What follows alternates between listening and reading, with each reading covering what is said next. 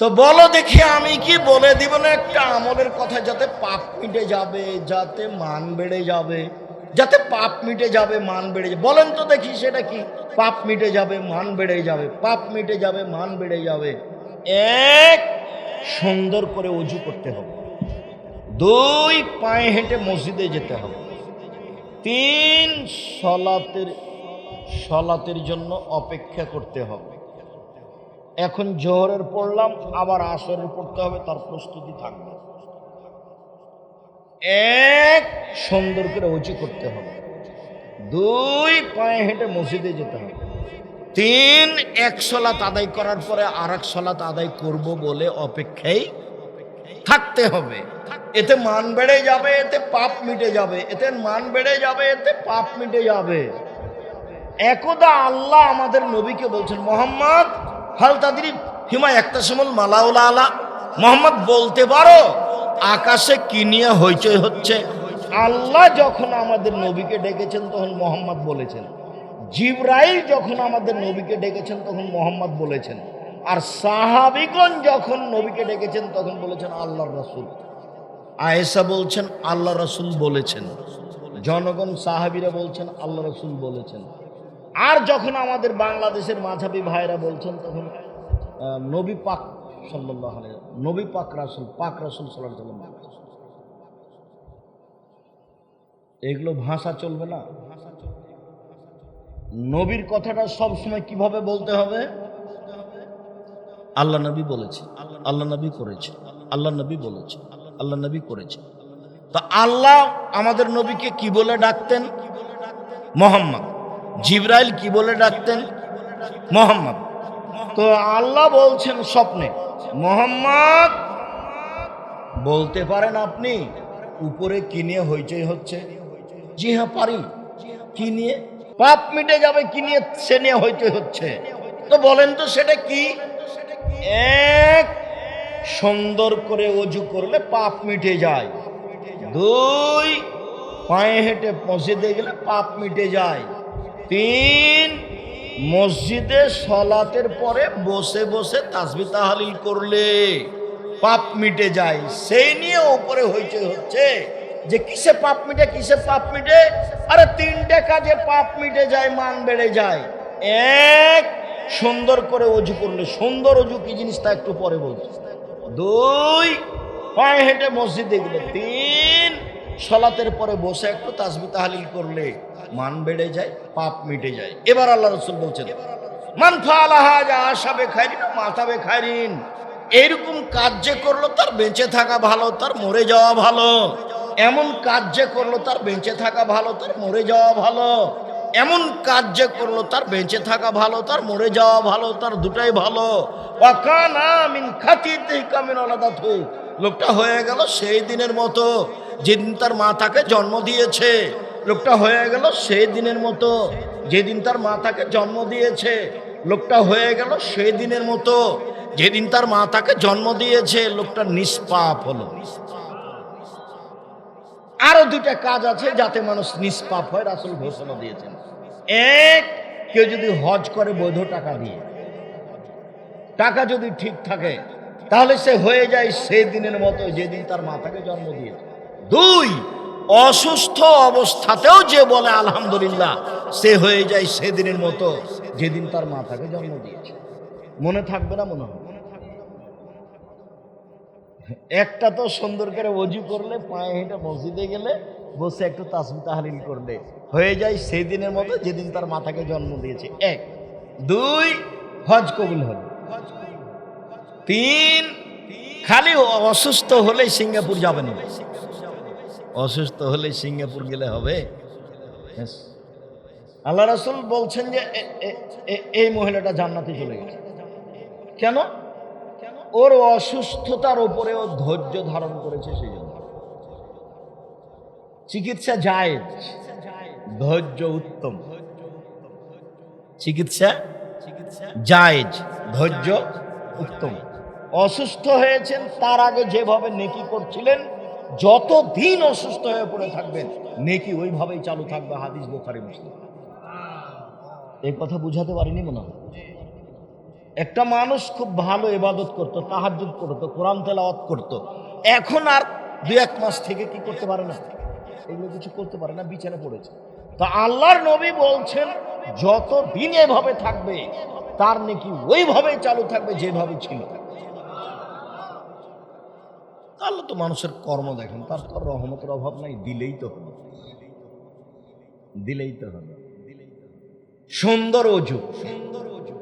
উকবা ইবনে আমির রাদিয়াল্লাহু তাআলা আনহু বলেন, রাসূল সাল্লাল্লাহু আলাইহি সাল্লাম বলেছেন, মামিন মুসলিমিন ইয়াতাওয়াদ্দা ফায়সিনুল ওযুয়া, কেউ যদি সুন্দর করে ওযু করে তারপরে 2 রাকাত সালাত আদায় করে, মনে মনে কথা না বলে, ভয় ভীতি নিয়ে 2 রাকাত সালাত আদায় করে, তাহলে ওয়াজাবাত লাহুল জান্নাহ, সে জান্নাতে যাবেই। সুন্দর করে ওযু, সুন্দর করে। উসমান রাদিয়াল্লাহু তাআলা আনহু বলেন, রাসূল সাল্লাল্লাহু আলাইহি সাল্লাম বলেছেন, মান তাহাজ্জুরুহু সালাত সালাতুল মাকতুবা, যার কাছে ফরজ সালাত চলে আসলো, ওযু করলো, সুন্দর করে করলো, রুকু সিজদা ঠিক মতো করলো, তাহলে তার সব পাপ ক্ষমা, সব ক্ষমা, সব ক্ষমা। আবু হুরায়রা রাদিয়াল্লাহু তাআলা আনহু বলেন, যে কোনো পুরুষ নারী ইয়াতাওয়াদ্দা ওযু করে, ফায়াগসিলু ওয়াজহাহু, ওযু করতে বসে মুখখান আগে ধয়, মুখখান ধুলেই খারাজাত খাতায়াহু মিন ওয়াজহিহি মাল মাইমা আখিরিল কাতরাল মায়ে, তো চোখ দিয়ে যত পাপ হয়েছে ওযু করার পানি দিয়ে, নইলে ওযু করার শেষ ফোঁটা দিয়ে, চোখের মাধ্যমে, কানের মাধ্যমে যা পাপ হয়েছে সব ক্ষমা। মুখ ধুলে, কানের মাধ্যমে তো অনেক পাপ, 2 কানেতে ইয়ারফোন লাগাই আছে, দিন রাত কানের মধ্যে মেয়ে নাচছে, আর চোখে তো জেনা দেখছে, মোবাইলে চলছে, ওই মোবাইলই ফেলে দাও। আর তো বলেছি যে নাম্বারগুলো, মেয়ের নাম্বারগুলো এমন ভাবে ভুলে যাবেন যে মারিয়ামের মতো হয়ে যাবেন। মারিয়াম যখন পেটে বাচ্চা চলে আসলো, তখন মারিয়াম আল্লাহকে বলছেন, আমি কি দিয়ে জাতিকে বুঝাবো, কোন তো নাসিয়া মানসিয়া, পৃথিবীতে আমি হয়ে যেতাম এমন কিছু পৃথিবীর মানুষ জানতো না মারিয়ামকে। বাড়ির পিছন দিকে কে আছে যেটা মানুষ জানে না, যেমন আমি মারিয়াম হয়ে যেতাম জাতির কাছে, তেমন কেউ জানতো না মারিয়ামকে। আমি কি দিয়ে বুঝাবো সন্তানকে। আমি গ্রামবাসীর কাছে গেলাম সন্তান নিয়ে, তখন গ্রামবাসী বলল, ছি ছি ছি ছি ছি, তুমি কত খারাপ মহিলা, আরে তোমার মা কত ভালো মানুষ, আরে তোমার বাপ কত ভালো মানুষ, ছি ছি ছি ছি ছি, কার সাথে জেনা করেছো, জেনা করে সন্তান নিয়ে এসেছো, ধোকাবাজি করো তুমি, বাইতুল মুকাদ্দাসে থাকো, বাইতুল মুকাদ্দাস ঝাড়ু দাও, সেখানে পবিত্র জায়গায় থাকো, আর জেনা করো তুমি, ছি ছি ছি ছি ছি, নাউজুবিল্লাহ। আরে তোমার বাপ কত ভালো মানুষ, তোমার মা কত ভালো মানুষ। মানুষে কথা বলবে সেটা তিনি জানতেন, বুঝতেন, যার জন্য হারিয়ে যেতে চেয়েছেন। মুখখান না খুলে তিনি বললেন, ছেলেকে জিজ্ঞাসা করেন, এইসব কথার উত্তর আমি দিতে পারছি না।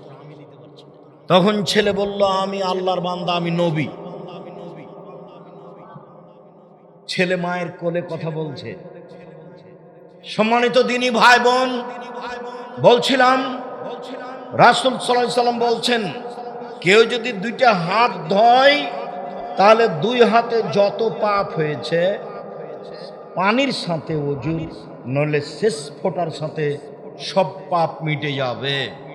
রাসূল সাল্লাল্লাহু আলাইহি সাল্লাম বললেন, ওযু করে যখন পা ধয়, তখন পায়ে চলে চলে যত পাপ হয়েছে পানির, ওযুর পানির সাথে, অন্যথায় শেষ ফোঁটার সাথে সব পাপ চলে যায়। সুম্মা ইয়াখরাজুল মসজিদ খারাজান মিন যুনুব আও মুত্তাকিন মিনাজ যুনুব।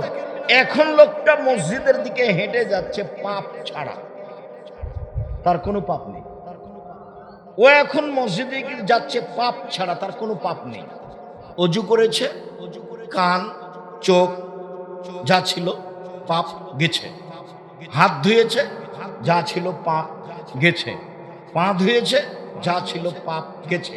তো এখন পাপই নাই, তো এখন মসজিদের দিকে সলাত আদায় করতে যাচ্ছে। এখন কি অবস্থায় যাচ্ছে? নিষ্পাপ হয়ে। সলাতটা নফল হয়ে যাবে। আবু হুরায়রা রাদিয়াল্লাহু তাআলা আনহু বলেন, আল্লাহ নবী বলেছেন, আল ওযু ইউকাফিরু মা কানা ক্বাবলাহু, অজু করলে তার অতীতের সব পাপ মিটে যায়। ও সালাত কানাত লাহু নাফিলা, আর নামাজটা সালাতটা তার জন্য নফল অতিরিক্ত হয়ে যায়। সালাতটা হলো এখন নফল। মানুষ তাহাজ্জুদ পড়ে কেন? মান বাড়ার জন্য। তা আমি অজু করেছি, পাপ মিটে গেছে, সালাত আদায় করব কেন? মান বাড়ার জন্য। তাহাজ্জুদ পড়লে কি হয়? মান বেড়ে যায়। একজন সাহাবী বলছেন যে আল্লাহর নবীর কাছে আমি রাতে অজুর পানি আর মেশাক নিয়ে গেলাম, নিয়ে যেতে বলছে উনি খুব খুশি। বাহ, তোমার তো বুদ্ধি ভালো, তুমি রাতের জন্য মেশাক নিয়ে এসছো, পানি নিয়ে এসছো, তুমি চাও তো, কি চাও আমার কাছে চাও তো, আমি খুব খুশি, আপনার সাথে জান্নাতে থাকতে চাই। আহারে না না, এটা না, এটা না, অন্য কিছু চাও, ওইটাই চাই, ওইটাই চাই। তাহলে তো হলো না। তাহলে আমাকে সাহায্য করো, তাহাজ্জুদ পড়ো। তাহাজ্জুদ না পড়লে আমার সাথে থাকা যাবে না। রাতে সালাত আদায় না করলে আমার সাথে থাকা যাবে না।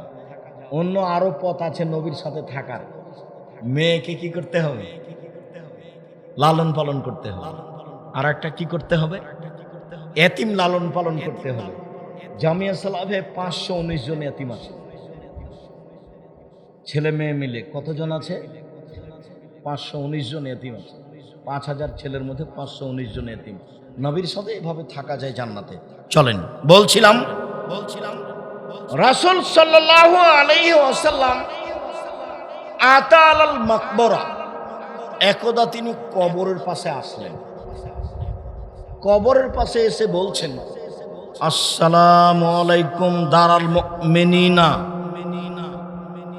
ইন্না ইনশাআল্লাহ বিকুম লাহিকুনা। ও কবরবাসী, তোমাদের উপরে সালাম, আমি অচিরেই তোমাদের সাথে মিলিত হব। অদেত্ত আন্নি আরা ইখওয়ানানা, আমার মন চায় আমি আমার ভাইদের সাথে সাক্ষাৎ করি। ও কবরবাসী, তোমাদের উপরে শান্তি অবতীর্ণ হোক, অচিরে আমি তোমাদের সাথে মিলিত হব। আমার মন চাই আমি আমার ভাইদের সাথে সাক্ষাৎ করি। সাহাবীগণ বলছেন, আওয়ালাস না ইখওয়ানাকা, ব্যাপারটা কি? ওরা আপনার ভাই, আমরা কে? সাহাবীগণ কিন্তু একটু উল্টা দেখলেই কথা বলতেন, ওরা আপনার ভাই তা আমরা কে? তখন আল্লাহ রাসূল বলছেন, আনতুম আসহাবী, তোমরা আমার সাথী। আর ভাই আল্লাযিনা লাম ইয়াতু বাদ, এখন পর্যন্ত আসেনি যারা পৃথিবীতে, তারা আমার ভাই। এখন পর্যন্ত পৃথিবীতে আসেনি যারা, তারা আমার ভাই। তোমরা আমার সাথী, তোমরা আমার সঙ্গী। যারা এখন পর্যন্ত আসেনি তারা আমার ভাই। আল্লাহুস সামাদ। কাইফা তারিফু ইখওয়ানাকা মিন বাইনিল উমামে, আপনি আপনার ভাইদের কেমনে চিনবেন? একেবারে আদম থেকে নিয়ে নূহ থেকে নিয়ে কিয়ামত পর্যন্ত এত মানুষের মাঝে আপনি আপনার ভাইদের কেমনে চিনবেন? আমাকে না হয় চিনবেন, আমি আমার সাথী, আমি আপনার সাথী, আমি উমর, আমি আবু বকর সিদ্দিক, আমি উসমান, আমি আলী। আমাদেরকে দেখে চিনে নেবেন, আমি হলাম সাথী, আমরা হলাম সাথী। তো যারা আসেনি নূহ থেকে নিয়ে কিয়ামত পর্যন্ত, তাদের কিভাবে চিনবেন? তখন আল্লাহ রাসূল বলছেন, আচ্ছা তোমরা বলো তো, একটা মানুষের একটা ঘোড়া আছে, কপাল সাদা, পা সাদা, হাঁটু সাদা। কপাল সাদা, পা সাদা, হাঁটু সাদা, চকমকে ঝকঝকে, হাজারো লাখো খুব বিকট কালো ঘোড়ার মাঝে, সবগুলি খুবই কালো, সবগুলি খুবই কালো। তার একটা আছে চকচকে সাদা, লাল, কালো। ও কি তার ঘোড়াটা চিনতে পারবে? না, হ্যাঁ তো পারবেই, তো তা তো পারবেই। আরে শোনো, আনতুম তাতুনা ইয়াউমাল কিয়ামা গুররান মুহাজ্জালিনা মিন আসারিল ওজুয়ে, বিচারের মাঠে যখন তোমরা আসবে তখন তোমাদের অজু করার জায়গাগুলি চকমক করবে, আমি দেখে চিনে নিব এগুলো আমার উম্মত। অজু করার জায়গাগুলি চকমক করবে, দেখে চিনে নিব এগুলো আমার উম্মত। আর আমি সবার আগে হাউজে কাউসারে থাকবো, আমি সবার আগে হাউজে কাউসারে থাকবো, আমি এইভাবে দেখে চিনে নিব এগুলি আমার উম্মত।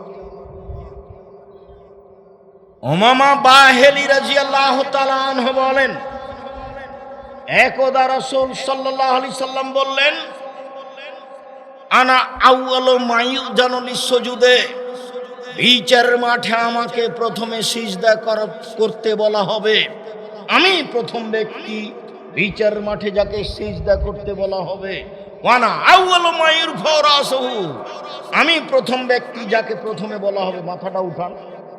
বলেন কি বলেন, সিজদা পড়ে আছেন যে, বলেন আপনি কি বলতে চান? যাহাই বলিবেন তাহাই মানিব, যাহাই চাইবেন তাহাই দিয়ে দিব। মাথাটা উঠান, বলেন যে বিষয়ে সুপারিশ করবেন সেটাই মেনে নিব।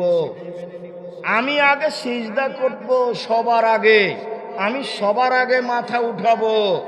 আরে উম্মতি বাইনিল মামে, মাথা উঠে আমি চিনে নিব আমার উম্মতকে। সাহাবী বলছেন এটা কেমন কথা হলো? কাইফা তারিফু উম্মাতাকা মিন বাইনে নূহ ইলা মুহাম্মদ সাল্লাল্লাহু আলাইহি সাল্লাম, কোটি কোটি মানুষের মাঝে আপনি কিভাবে চিনবেন? তখন বলছেন আমি আমার উম্মতকে সামনের দিকে দেখে চিনে নিব, তেমনি ভাবে চিনবো ডান দিকে দেখে, তেমনি ভাবে চিনবো বাম দিকে দেখে, তেমনি ভাবে চিনবো পিছন দিকে দেখে।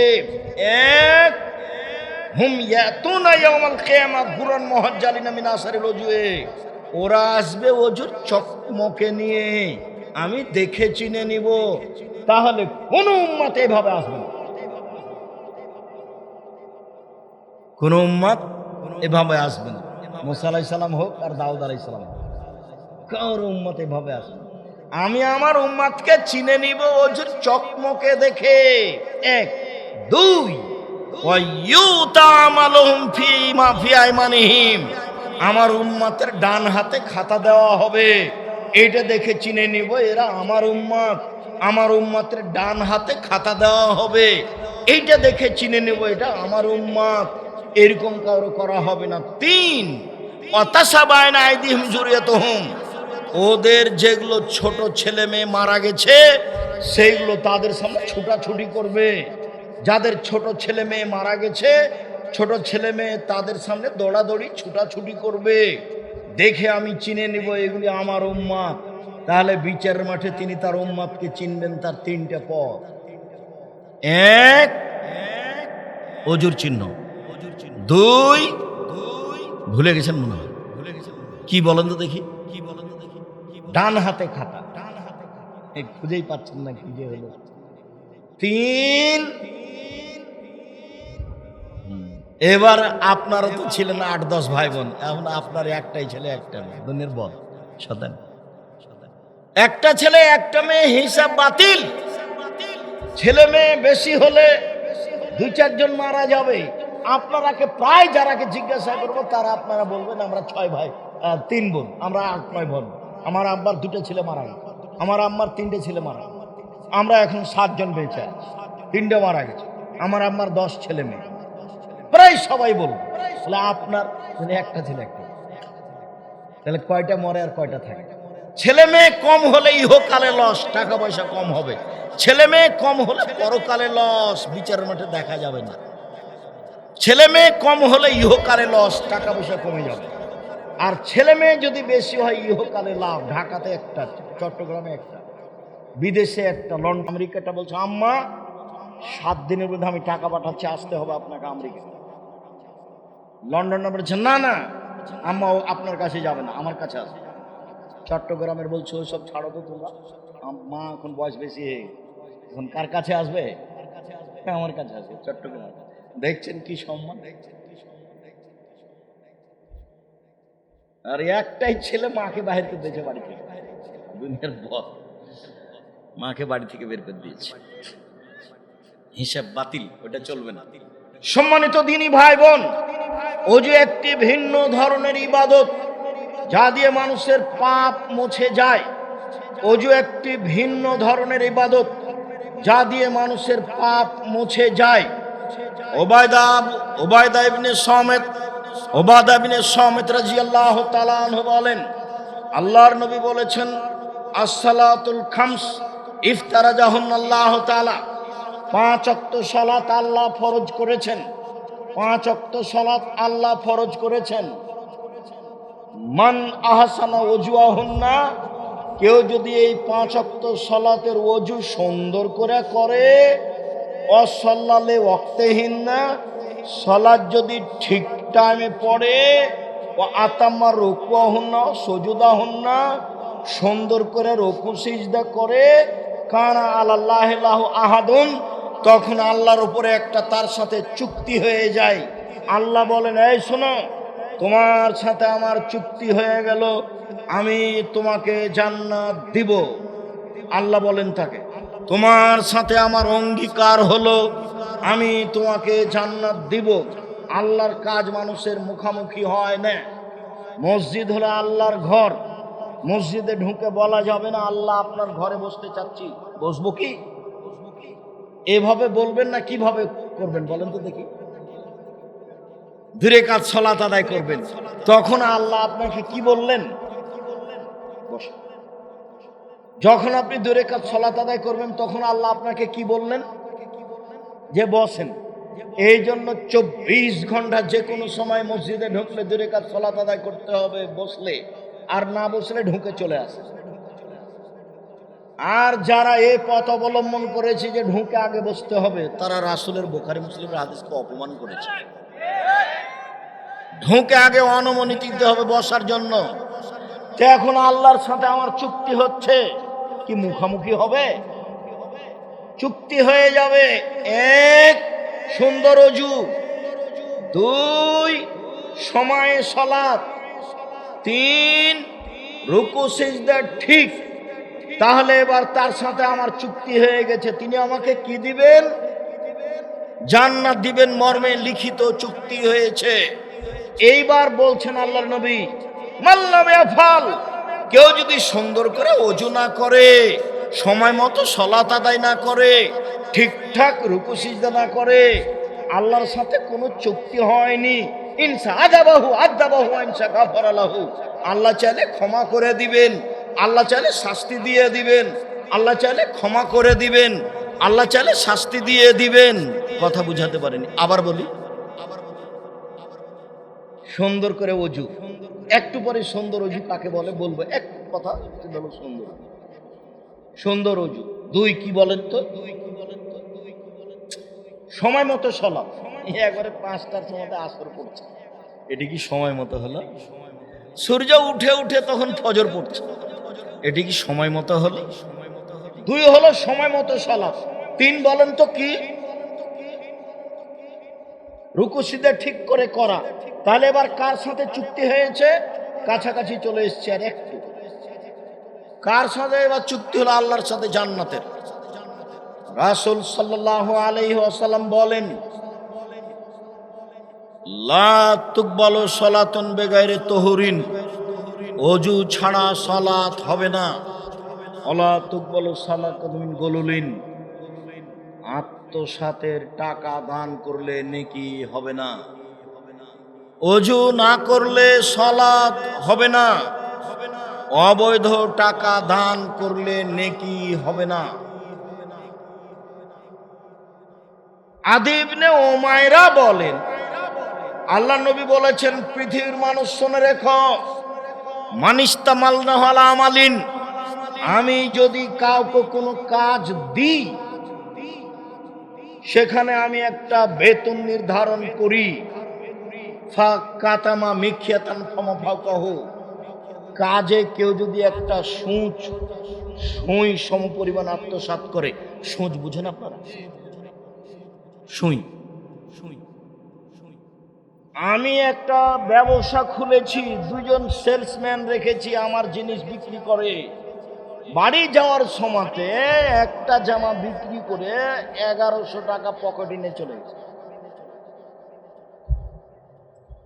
তো কাউকে যদি কোনো দায়িত্ব দেওয়া হয়, সে দায়িত্বে যদি আত্মসাৎ করে, দায়িত্বে যদি বিশ্বাসঘাতকতা করে, দায়িত্বে যদি গাদ্দারি করে, তাহলে যেইটুকু আত্মসাৎ করেছে, বিশ্বাসঘাতকতা করেছে, সেইটুকু নিয়েও বিচার মাঠে উপস্থিত হবে।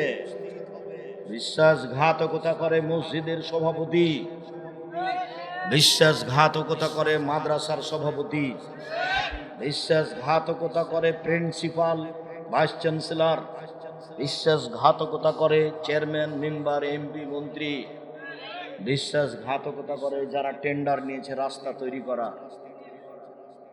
বিশ্বাসঘাতকতা করেছে, করছে যারা যমুনা পদ্মা সেতু তৈরি করছে, এরা যারা যেখানে যেটুকু বিশ্বাসঘাতকতা করেছে বিচার মাঠে সেটুকু কাঁধে নিয়ে উঠবে বিচারের মাঠে। হাদিস বুখারী, মুসলিম। বিস্তারিত দেখতে চাইলে দেখতে হবে আত্মসাৎ। আলোচনার নাম কি? আত্মসাৎ। হাদিসের সাথে একটা বাক্য এসেছিল তাই বললাম।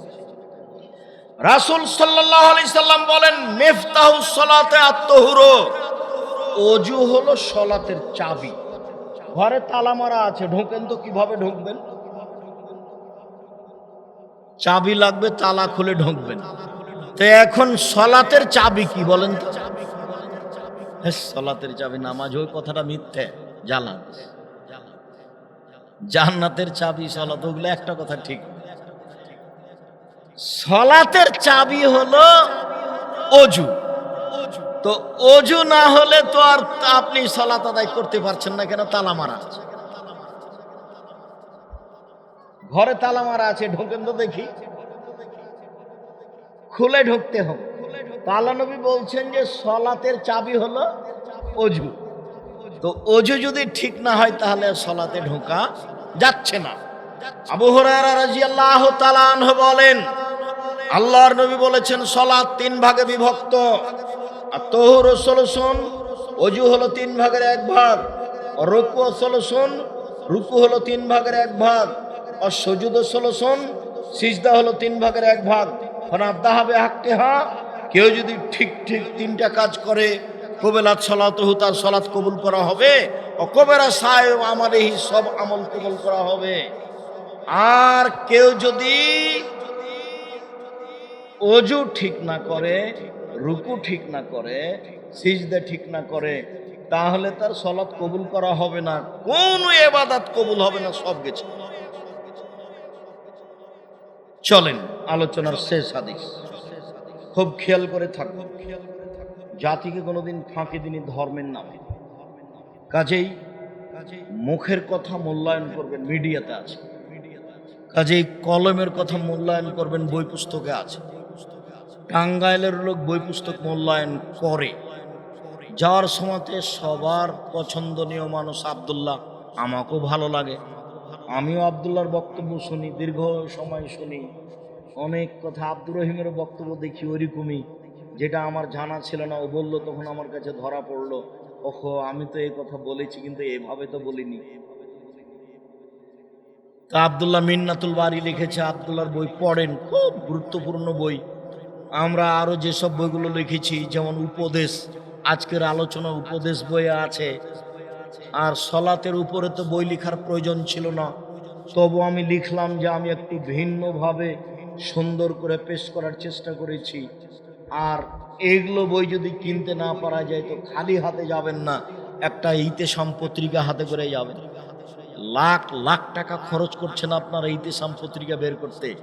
টাকাটা আপনি দেননি তো অন্য কেউ তো দিয়েছে, সেটা তো আপনার ভাই। 12 জন মুফতি আছেন, 18-20 জন লেখক আছে, 18-20 জন কর্মচারী আছে। এদেরকে সব বেতন দেন প্রতি মাসে, এতগুলো লোককে। তারপরে টাকা দিয়ে ছাপান। ও কি এমনি ছাপা হয় না, টাকা দিয়ে ছাপাতে হয়। সেগুলো আপনার কাছে আসে খরচ। আল ইতেসাম পত্রিকা জামিয়া সালাফের মুখপাত্র পত্রিকা, যাওয়ার সময় একটা করে সাথে নিয়ে যাবেন। 25 টাকা নেই আর 30 টাকা নেই, খালি যাবেন। আর পারলে আর সব বই নিয়ে যাবেন, আব্দুল্লাহর বই নিয়ে যাবেন। আর জামিয়া সালাফিয়ায় ফরম বিক্রি হয় ডিসেম্বরে, আর ভর্তির তারিখ হলো 1 জানুয়ারি। একটাই দিন।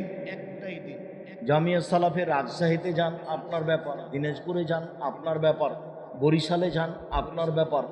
আপনার এখানে যান, রূপগঞ্জ, নারায়ণগঞ্জ, ঢাকা, আপনার ব্যাপার। আর 7-8 সামনে বৃহস্পতিবার শুক্রবার জামিয়া সালাফে ডাঙ্গিপাড়ায় সম্মেলন। ভালোভাবে প্রস্তুতি নিয়ে যাবেন। এই সম্মেলন আপনাকে মূল্যায়ন করতে হবে। সবাই বিষয় ভিত্তিক বক্তব্য দিবে, আর বিষয় হলো রাসূলের চরিত্র, রাসূলের আদর্শ। সবার ওইভাবে ওই বিষয় ভাগ করা আছে। বিষয় ভিত্তিক আলোচনা হবে, যাবেন 7-8। আবার যেদিন রূপগঞ্জ, নারায়ণগঞ্জে হবে সেদিন এটা নিজের প্রতিষ্ঠান মনে করবেন, নিজে যাবেন। আল্লাহর নবী বললেন, কেউ যদি সুন্দর করে ওযু করে মানে সব জায়গায় 3 বার করে ধয়। সুন্দর ওযু কি বলেন তো দেখি? কবজি পর্যন্ত ধুইতে 7-8 বার যদি পানি লাগে, কোনো যখন ভিজে গেছে তখন একবার ধোয়া। ধোয়া জায়গায় পানি দিলে দ্বিতীয়বার ধোয়া, ধোয়া জায়গায় পানি দিলে তৃতীয়বার ধোয়া। এ হলো সুন্দর ওযু। এই ছেলে বসো, তুমি সুন্দর ওযু বলতে পারবা? ঢং দেখাচ্ছ কেন আমার? তোমার জজ কোর্ট আছে না হাই কোর্ট আছে? সুন্দর ওযু কাকে বলে বলেন তো দেখি? যেই জায়গাটা ধুইতে হবে, যেমন প্রথমবারে কবজি পর্যন্ত, তো 2 হাতের কবজি পর্যন্ত সম্পূর্ণ ভিজাতে 5 বার পানি লাগুক। একবার যখন সম্পূর্ণ ভিজে যাবে তখন হলো একবার ধোয়া। মনে থাকবে না?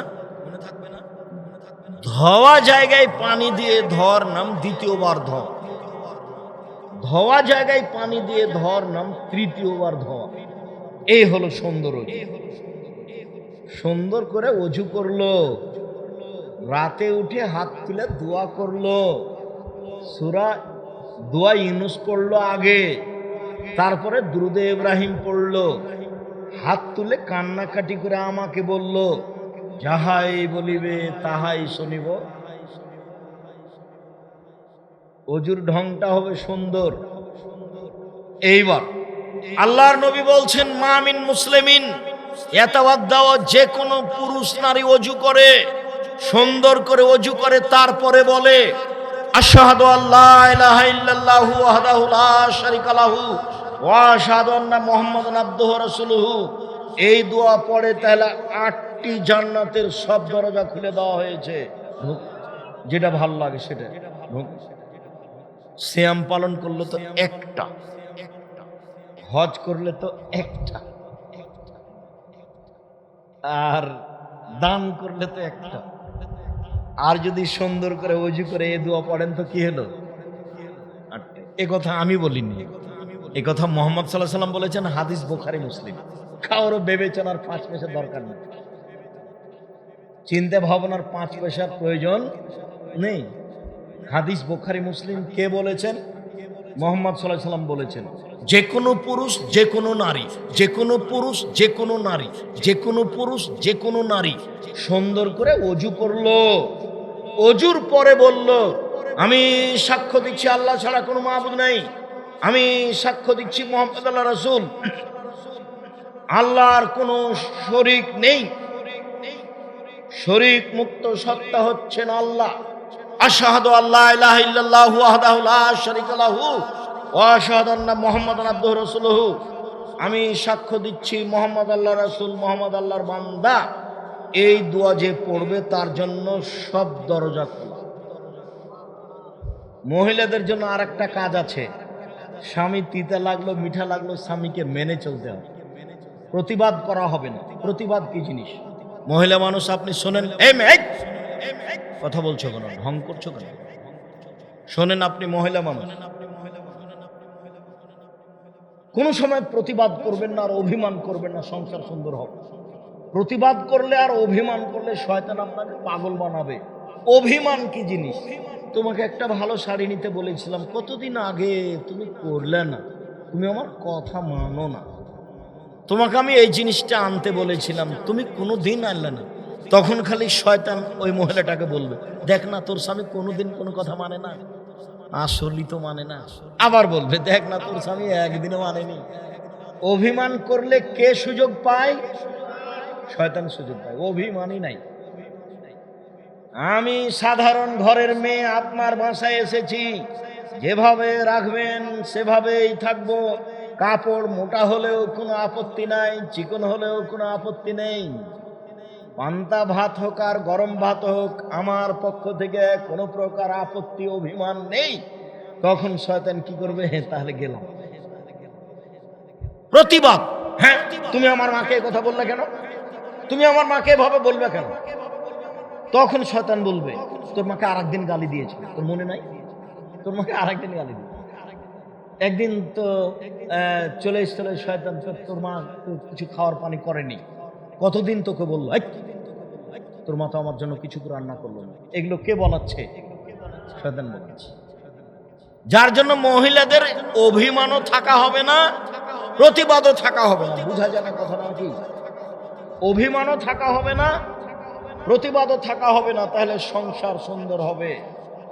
1 5 ওয়াক্ত সালাত, 2 রমজানের রোজা, 3 স্বামীকে মেনে চলা, তিতা লাগলেও মিঠা লাগলেও, 4 জেনায় লিপ্ত না হওয়া। এবার জান্নাতের সব দরজা খোলা। শুকরিয়া, জাযাকুমুল্লাহ খাইর। উপস্থিত দিনী ভাই বোন, আমি আপনাদের জন্য আন্তরিকভাবে কল্যাণ কামনা করি। অজু সুন্দর করার চেষ্টা করবেন এবং সম্মেলনে যাওয়ার চেষ্টা করবেন। বই পুস্তকগুলি সবাই নিয়ে যাবেন।